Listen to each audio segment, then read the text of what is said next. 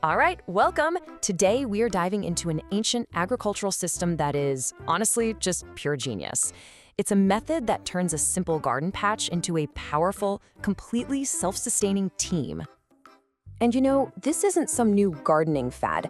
This system was perfected ages ago. It's a real testament to deep ecological knowledge, a true masterclass in engineering that works with nature, not against it.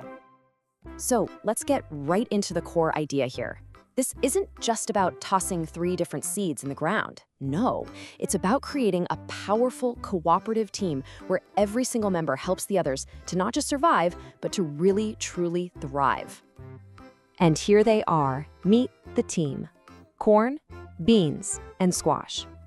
See, they aren't just grown together. They're known together by one name, the 3 sisters. And that name tells you everything you need to know about their relationship. So what's the science behind this incredible partnership? Well, it's a perfect example of what's called a biological guild.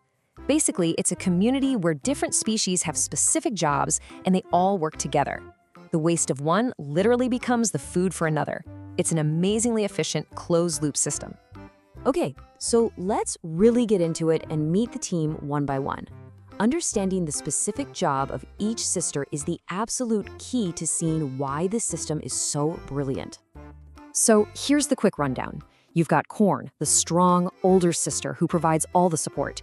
Then you have beans, the giving sister who literally feeds the soil. And finally, there's squash, the protective sister who acts like a living shield for the whole garden. First up is corn. She grows up tall and straight, providing the essential structure for the whole system. She becomes this living trellis, a natural ladder for the beans to climb up to get all that sun. So right off the bat, you're getting rid of the need for any artificial poles or netting.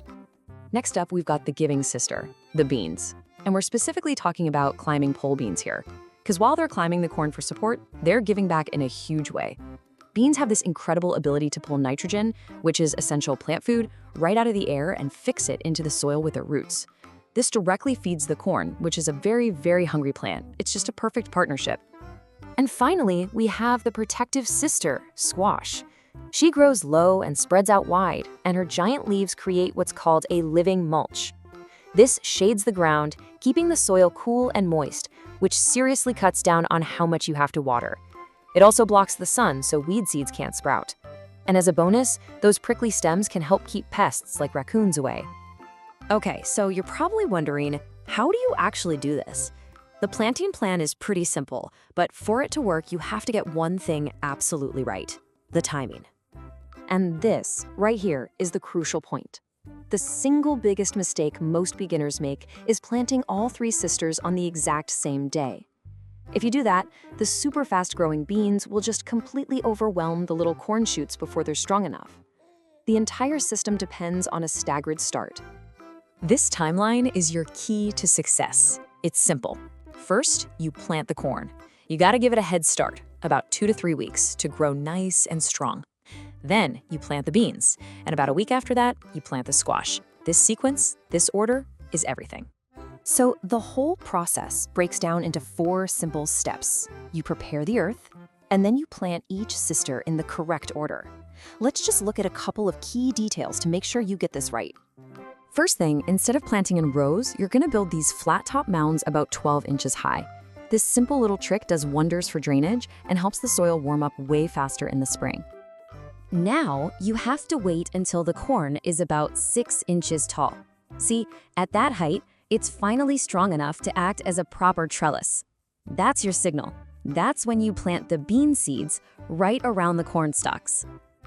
All right, let's fast forward a bit. You followed the plan, the sisters are all working together, and your garden is just bursting with life. Now let's talk about the reward, the harvest. You've actually got 2 main options here. You can do a summer harvest, where you're picking sweet corn and fresh beans as they ripen, for eating right away. Or you can go the more traditional route with an autumn harvest, letting everything dry on the stalk so you can store it for winter. That second method is definitely the easiest, because you just harvest everything all at once. And this right here, this is what brilliantly shows the ultimate genius of the 3 sisters. It's not just a productive garden, it's a complete meal. From one little patch of earth, you get your carbohydrates from the corn, your protein from the beans, and your vitamins from the squash. It's a perfectly balanced diet, all grown together. How amazing is that? So what's the big takeaway from all this? Well, it's a really powerful lesson that goes far beyond just gardening techniques. It's really about the principle of cooperation. I mean, when you look at all the benefits laid out like this, it's kind of staggering, right? This partnership saves space, it saves water, it completely eliminates the need for fertilizer, and it drastically cuts down on weeding. It's a system that creates incredible abundance with so much less work. And this quote really gets to the philosophical heart of it all. It suggests that maybe our big focus on independence isn't always the best way to go. In the garden, and maybe in life, real abundance comes from cooperation. And that kind of leaves us with a final thought to chew on. In a world that so often prizes rugged independence and, going it alone, what can we really learn from the simple, profound wisdom of the garden?